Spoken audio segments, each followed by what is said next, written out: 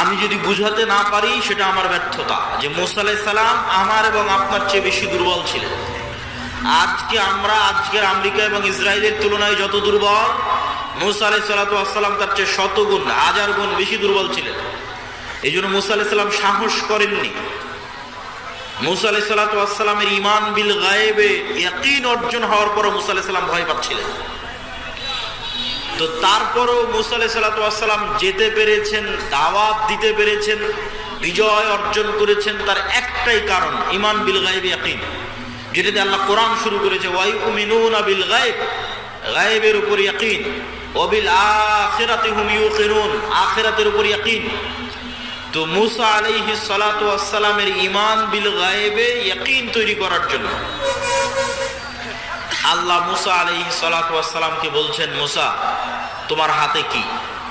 তো বলে লাঠি।